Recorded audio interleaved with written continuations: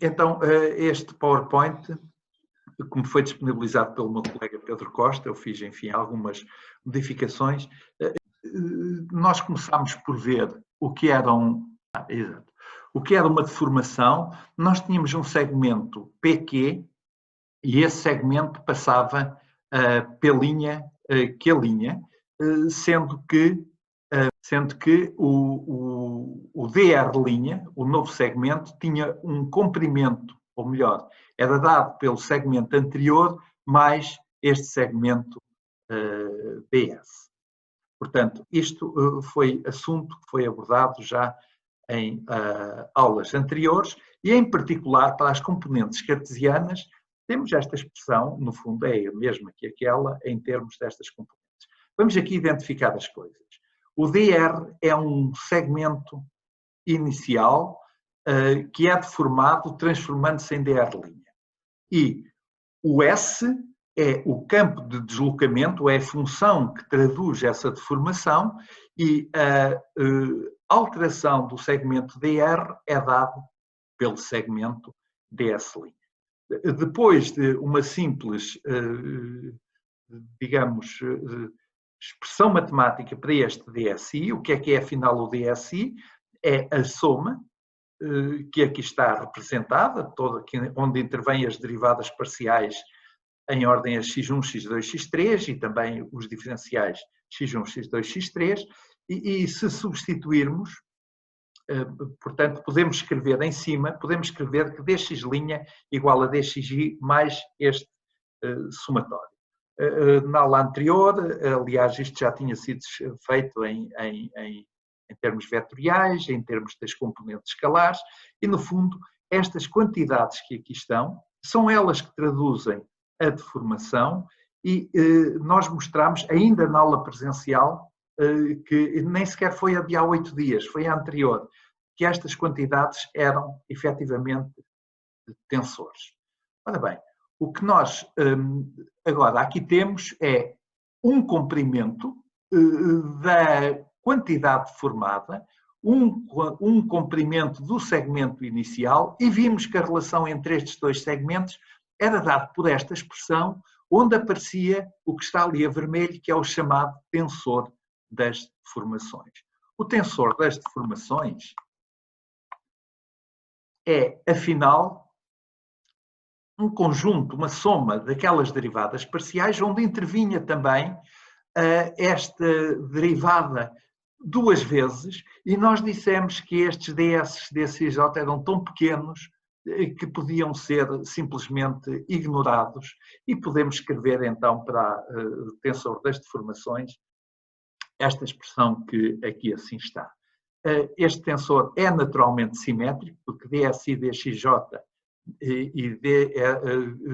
vem junto com dsj, dxj, portanto, se trocarmos o i com o j, isto equivale a trocar a primeira e a segunda parcela, tudo fica na mesma. E sendo diagonalizado, nós podemos, a partir então de 6 elementos, atenção, aqui não há 9 elementos, já só há 6, porque há 3 na diagonal e há 3 fora da diagonal que são iguais aos outros que estão por baixo da diagonal principal. E, portanto, ao todo há 6 elementos. Um tensor que seja simétrico pode ser diagonalizado por meio de uma transformação ortogonal e, portanto, há um referencial para o qual este tensor só tem elementos diagonais. Nós, quando temos os elementos diagonais, cada um deles está associado uma direção, essa direção chama-se principal, e há 3 eixos principais, x1, x2, x3, que se obtêm então a partir dos iniciais. Portanto, tudo isto são coisas que já são dadas de algum tempo. Eu aqui repito o que é a transformação em termos vetoriais, tal como mostrei já no primeiro slide, e de novo em termos das suas componentes cartesianas. Um pouco de repetição da aula gravada, o que eu fiz, e também já tinha feito na segunda-feira passada, somei e subtraí a mesma quantidade. Isto fez alguma confusão a alguns alunos, mas no fundo, eu repito aqui o argumento, olha, é pegar neste que aqui está em cima e dividi-lo em 2. O meio dele mais o meio dele. E depois somar e subtrair a mesma quantidade. Para que é que fizemos isto? Fizemos isto para encontrarmos aqui nesta expressão precisamente esta quantidade que é o tensor das deformações. Quer isto dizer que esta expressão é geral e nós encontramos um método de, a partir dela, fazermos surgir o tensor das deformações. Mas há um preço a pagar por isso. É que, a par do tensor das deformações, aparece-nos também um outro tensor, que é este que aqui assim está.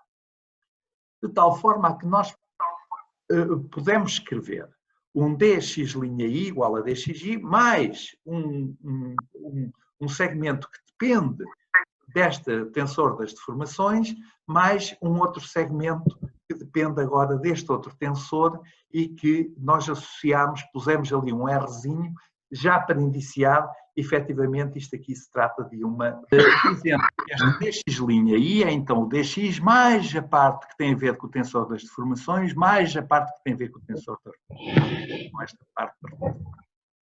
Então, esta que aqui está tem diretamente a ver com este epsilon ij. Estão a ver? Ela só pode ser calculada através de um produto matricial. De EIJ por DXJ, que é um vetor. Já esta quantidade que aqui está, foi visto também na última aula, que ela afinal é o quê? Ela é um vetor dito de rotação vetorial, o vetor dr que ali aparece, o vetor dr inicial. Bom, e com isto, de alguma forma, termina a revisão do que nós fizemos, mas eu já agora, nas aulas anteriores, é que os elementos da diagonal do tensor das deformações, ao fim e ao cabo, tinham o significado de representar as alterações segundo as direções x, y e z. Portanto, uma placa que tivesse dimensão ABCD passava a ter uma representação A', B', C', D'. Já os elementos fora da diagonal transformavam esta placa de uma ou outra maneira. Os elementos fora da diagonal, portanto, na altura, na aula gravada, o que está é o epsilon 1,2 igual a epsilon 2,1 igual a K, este Kzinho que aqui aparece, e tudo o resto é zero. Portanto, é uma matriz que tem todos os elementos iguais a zero, menos o epsilon 1,2 e o epsilon 2,1, que têm um valor K. K que é pequeno. Nós aqui estamos a falar sempre de pequenas deformações. Então, a transformação era esta. E nós chamamos a esta transformação uma deformação de corte puro ou de cisalhamento. Já num outro caso que nós também estudámos na aula anterior, bem no fim da aula anterior, o que nós vimos foi esta situação, em que temos uma deformação de corte simples, o que quer dizer que temos a situação anterior, que é esta, só que agora há uma rotação no sentido dos ponteiros do relógio, que leva o ponto D' para baixo, que leva o ponto B' para baixo e mantém o C'. Ao fim e ao cabo faz isto que aqui está. Vamos pôr isto em ponto maior. Esta é uma deformação de corte pura. Eu acho que lá nos slides está simples. Acho que não tenho a certeza. Eu já fiz esta emenda ontem. Pura. E esta aqui é uma deformação de corte simples. Esta aqui só tem a ver com elementos fora da diagonal. Esta aqui tem a ver com esse tipo de transformação mais seguida de uma rotação. Portanto, estão a ver que o tensor das deformações, a par do operador de rotação, descreve transformações num segmento e, portanto, num qualquer corpo. Nós vamos estudar relações de compatibilidade para deformações infinitesimais. E comecemos com a seguinte nota matemática. Considerem uma função u de x e de y. Uma função que depende de u, uma função, desculpem, que depende de x e depende da variável y. Pode esta função ser tal que a sua derivada em ordem a x, dada por isto, e a sua derivada em ordem a y, derivada parcial, ser dada por isto? E a resposta é não. E não pode porquê? Porque se derivarmos esta quantidade em ordem a y, o que é que obtemos? Obtemos 3. Mas quando derivamos esta quantidade em ordem a x, o que é que obtemos? 2x. Ora, a derivada em ordem a y da derivada em ordem a x é diferente da derivada em ordem a x da derivada da mesma função em ordem a y. Ora, há um teorema da matemática segundo o qual as derivadas parciais mistas de segunda ordem têm que ser iguais. Esse teorema chama-se Teorema de Schwarz.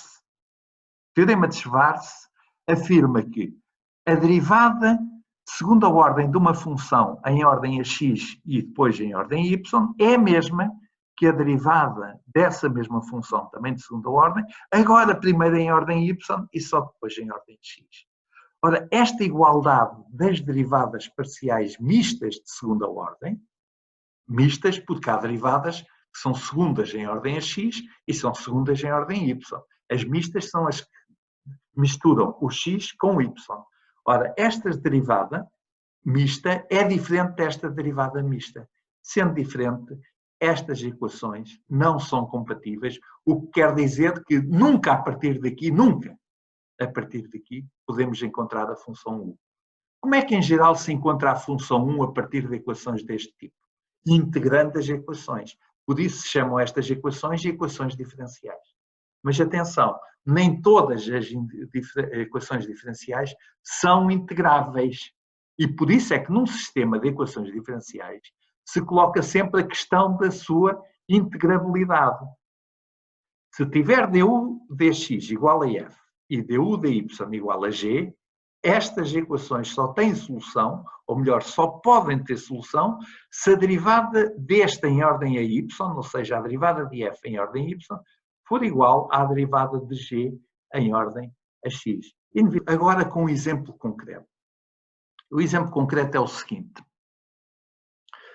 Foi feito o estudo da deformação de um material, por exemplo, material de um foguetão, e percebeu-se que, através de experiências que foram realizadas em laboratório, que o ε11 é uma função só de x e de y. O ε22 é uma função só de x e de y. E o ε12 e 21 é uma função só de h e de y. Todos os outros valores são zero. Quando nós estamos nesta situação em que tudo o que diz respeito à terceira dimensão é zero, pois nós dizemos que as tensões são bidimensionais. Aliás, o nome é muito óbvio. Bidimensionais porque tudo se passa no espaço XY, ou como nós temos referido, no espaço das coordenadas x1 e x2. A coordenada x3, embora exista, é perpendicular a estas duas e não tem qualquer efeito. Muito bem, encontraram-se estas funções f, estas funções g, estas funções h, depois de aturados esforços laboratoriais, elas foram determinadas. A questão que se coloca agora é esta, é saber se os dados que são obtidos, portanto, isto foi obtido, isto foi obtido, isto foi obtido, será que esses dados são consistentes? Será que se pode encontrar o vetor de deslocamento para correspondente a estes dados? A questão remete para a integrabilidade das equações, pois este ε1, o que é que vem a ser? Vem a ser a derivada do Sx em ordem a x. Atenção, há aqui um meio, mas há um meio de ds1 dx1 mais ds1 dx1. Portanto, no caso do ε11, fica simplesmente dsx dx, porque este meio acaba por simplificar com o fator 2 que aparece da soma das duas parcelas. O mesmo se diz relativamente ao ε22. O ε22 é uma função que mais não é do que a derivada de sy em ordem a y, e o ε12 ou ε21 que é esta função que foi determinada experimentalmente como sendo a função h, é agora um meio da soma destas duas quantidades.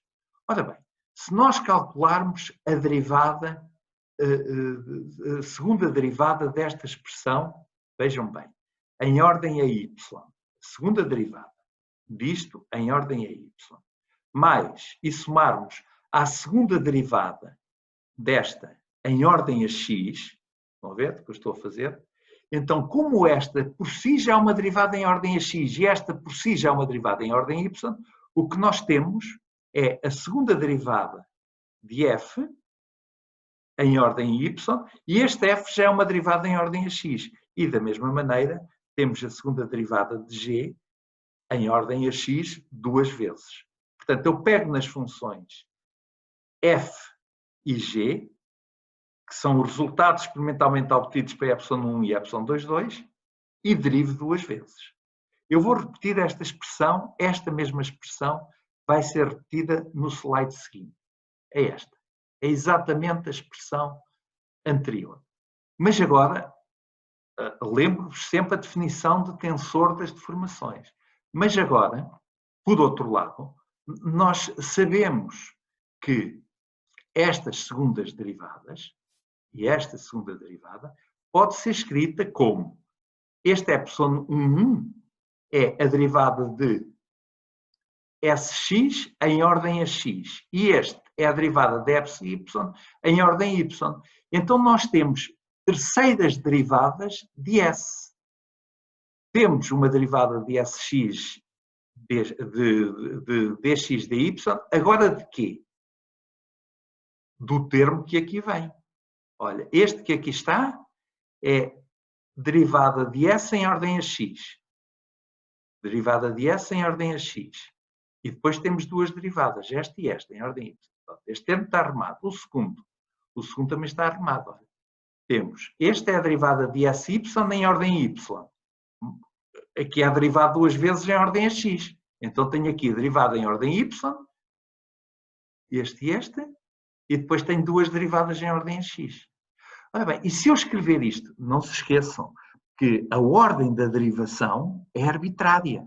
Tanto faz eu derivar primeiro em ordem a x, depois outra vez em ordem a x, depois em ordem a y, como derivar primeiro em ordem a y, depois em ordem a x, depois em ordem a x outra vez. A ordem das derivações é arbitrária. Se assim é, então eu posso escrever que isto que aqui está é a segunda derivada em ordem a x e y de quê? Desta quantidade. Mas esta quantidade mais não é, está no slide anterior, do que um meio de d. É melhor mostrar o slide anterior.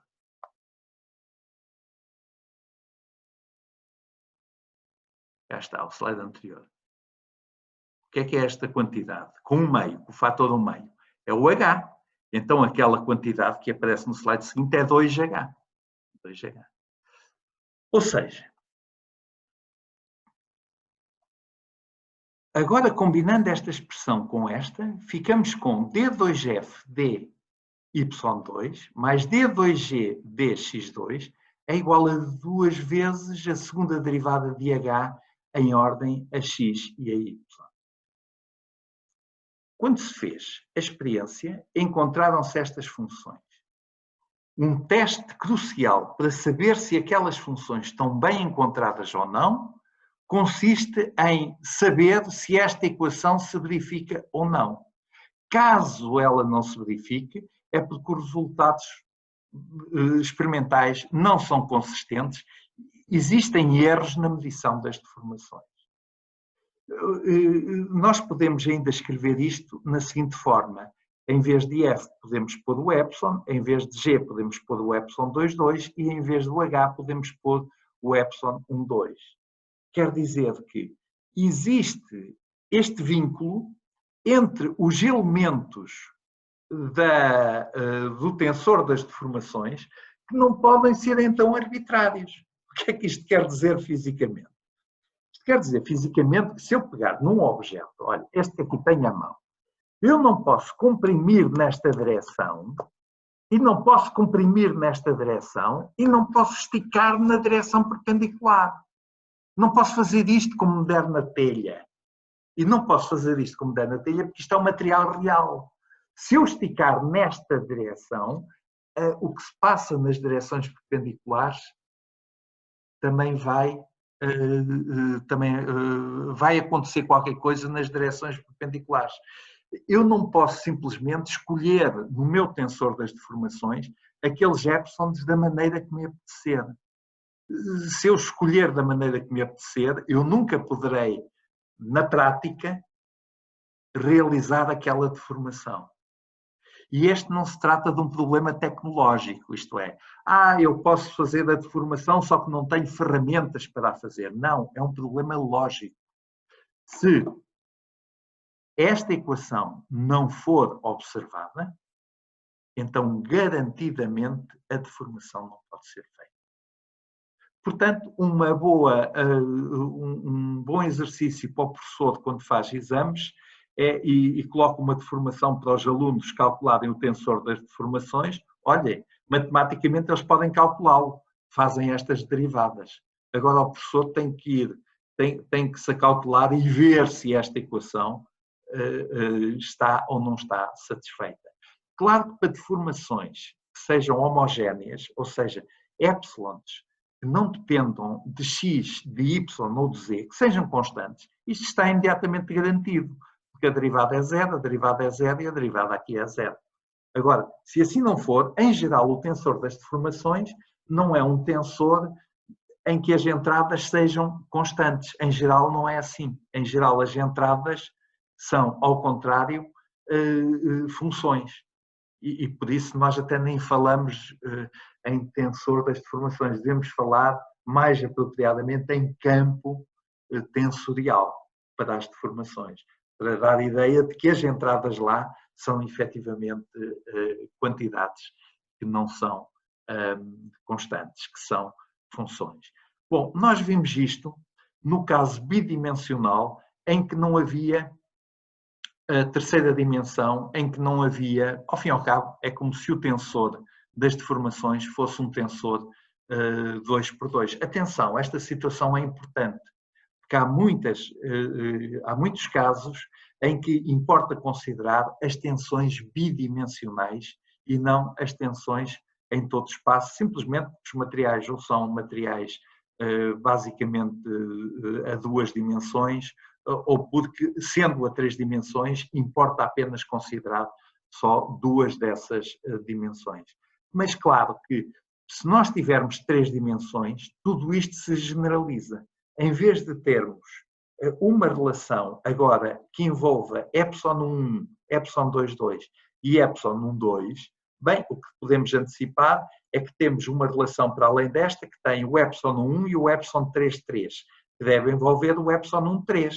Mas também devemos ter uma que tem o epsilon 2,2 e o epsilon 3,3. Deve envolver o epsilon 2,3. Portanto, todos os casos, quando há mais do que uma dimensão, estão contemplados neste conjunto de equações, em que esta era a que tínhamos antes, estão a ver? E agora, de repente, aparece-nos mais esta e esta, mas, além disso, ainda nos aparecem outras. Ainda nos aparece o epsilon 1, a segunda derivada igual a esta. E este surgimento só tem a ver com isto. Só tem a ver com a imposição matemática da igualdade das derivadas parciais mistas de segunda ordem. O tal teorema de Schwarz. Fisicamente, eu vou repetir este ponto que eu considero importante.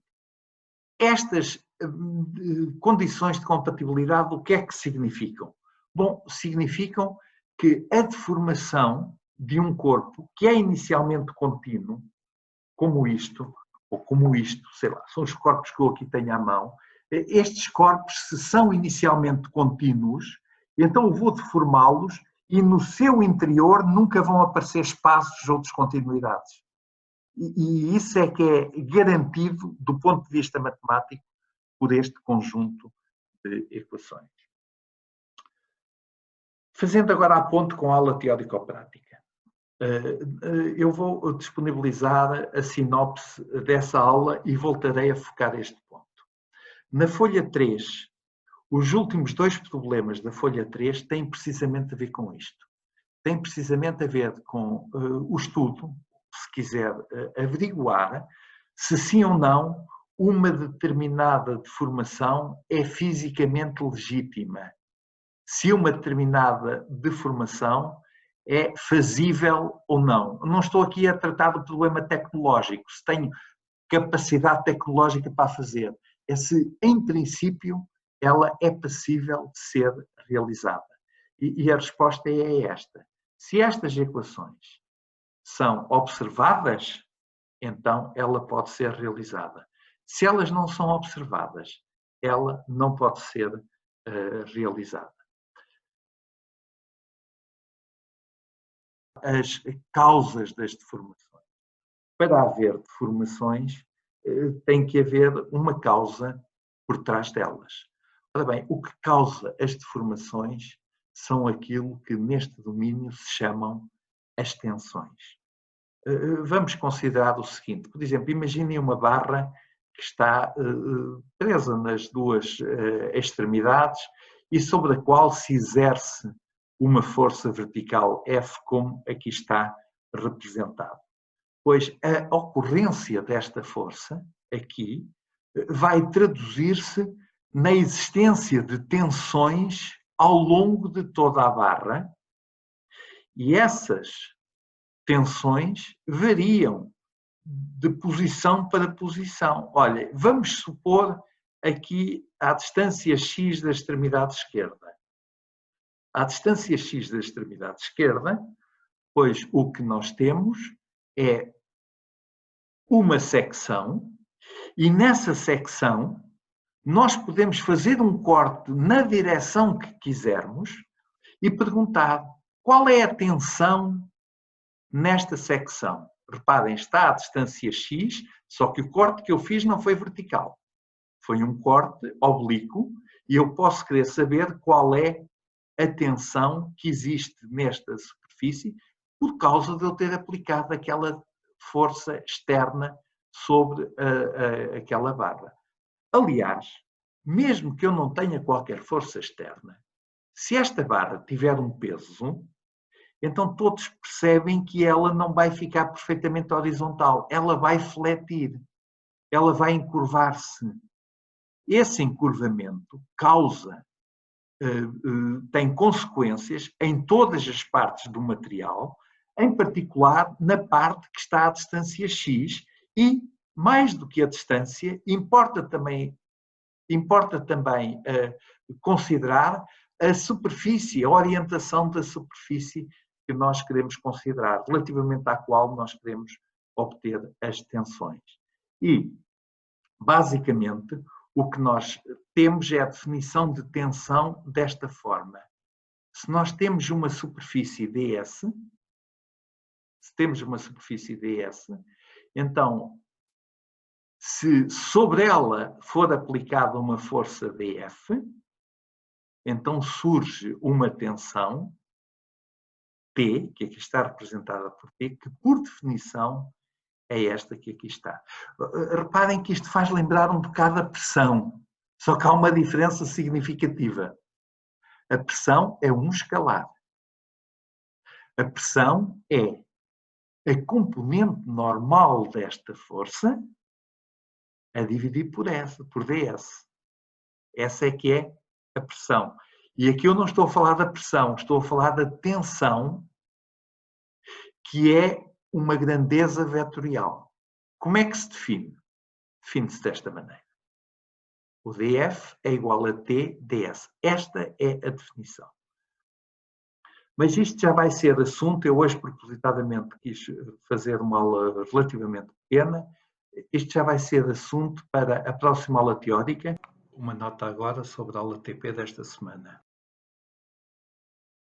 Este documento vai ser disponibilizado hoje à tarde e ele tem a ver, em parte, com uma pequena revisão daquilo que já foi dado anteriormente, porque a folha 3 fala de deformações, ao fim e ao cabo complementa aquilo que já está escrito na resolução dos problemas e, enfim, com umas imagens que lá não estão e que talvez facilitem, lançam-se as bases também para aquilo que vai ser, e sobre isso ainda quero dar aqui uma palavrinha, sobre o que vão ser as tensões uniaxiais. Como já perceberam,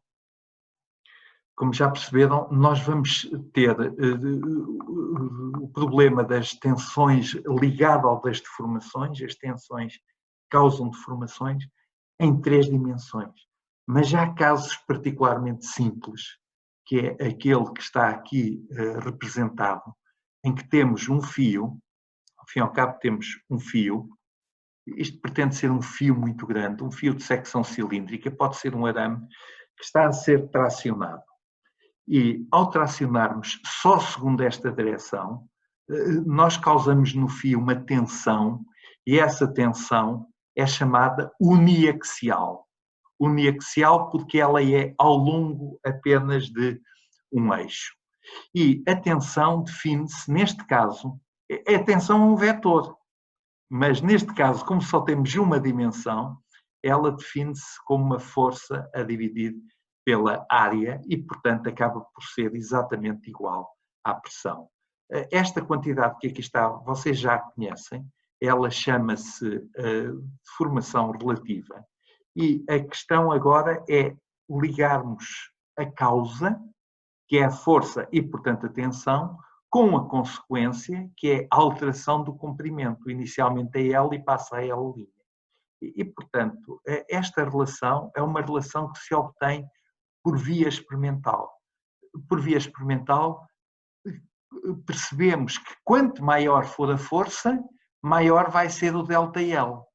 Quanto maior for a força, maior vai ser o ΔL. Mas também este ΔL vai ser maior quanto maior for o fio. Um comprimento de 1 metro de arame puxado estica mais do que se for só meio metro de arame. Portanto, a relação entre a deformação e a força e o próprio comprimento inicial está escrito nesta equação. É uma constante, pode sempre aqui estar, e agora aparece aqui um Ezinho, que vai ser nosso companheiro até ao fim do semestre, e que é o chamado, o Ezinho não, é um Ezão, é um E maiúsculo. É uma constante de proporcionalidade e que é chamado módulo de Young. E, portanto, se nós usarmos esta relação e as expressões de cima, o que se verifica é que há uma relação de proporcionalidade entre a tensão e a deformação relativa. E esta proporcionalidade é descrita num gráfico tensão-deformação, por uma reta, simplesmente, cujo declive é simplesmente o tal módulo de Young. Isto faz lembrar a lei de Hooke. Só que na lei de Hooke, o sigma é um F. O epsilon, é um X. E o E é um K. A lei de Hooke diz-nos que a força é proporcional à deformação. E aqui é a tensão que é proporcional à deformação relativa. É claro que se nós continuarmos a aumentar as tensões, isto deixa de ser linear. E um comportamento típico é o que está aqui representado neste gráfico. Este gráfico representa o comportamento típico de uma tensão em função da deformação. O que é que acontece? Acontece que o regime linear acaba, o regime proporcional, mas ainda se mantém até ao chamado regime elástico. O que é o regime elástico? É um regime em que o corpo, quando cessa as ações sobre ele, passa a voltar à forma inicial. O corpo recupera a forma. Mas há situações em que ele já não recupera sequer a forma. Quando isso acontece, nós dizemos que entramos no regime plástico, no regime em que o corpo já não é capaz de regressar, e isso acontece a partir daqui, a partir deste Y. Este Y é o ponto que marca a cedência, o yield point, que é o limite de cedência. A partir daqui, o corpo já nunca mais consegue voltar à sua forma inicial. Por isso é que as pequenas deformações são tão importantes. Quando estamos a lidar com pequenas deformações, estamos sempre a lidar com situações em que o corpo reage elasticamente. Agora, se eu deformar muito, ele aí já não consegue voltar à forma que tinha. O que é que nós dizemos? Dizemos que já entramos num regime de plasticidade do sistema. Mas, enfim, eu vou disponibilizar isto, dizendo aqui, nestas notas que escrevi ontem mesmo, como é que nós podemos, na prática, encontrar este ponto Y. Este ponto Y é o ponto que marca o início da cedência do corpo e ele é marcado traçando uma reta paralela a esta, ao regime plástico, portanto, com declive igual ao módulo de Young, só que agora um bocadinho mais à frente. E quanto mais à frente? Há uma regra prática, o mais à frente é 0,2%. Quando há deformações relativas de 0,2%, então nós marcamos uma reta como esta que aqui está e encontramos a tensão a partir da qual se dá a cedência. E eu remeto aqui para o slide 32, daquele conjunto de slides que eu disponibilizei inicialmente na forma de um PDF, porque eu mostro lá estas mesmas imagens, só que como estão muito mais à frente, eu entendi que era melhor fazer a referência a isto aqui nesta sinopse. Tá bom? Pronto, é tudo por hoje. Voltamos a encontrar na quarta-feira. Até lá eu disponibilizarei a sinopse da aula teórico-prática de amanhã e depois da manhã e a gravação da aula de hoje e também o PowerPoint que serviu de base à aula de hoje. Um bom resto de dia para todos e muita saúde é o que eu vos desejo.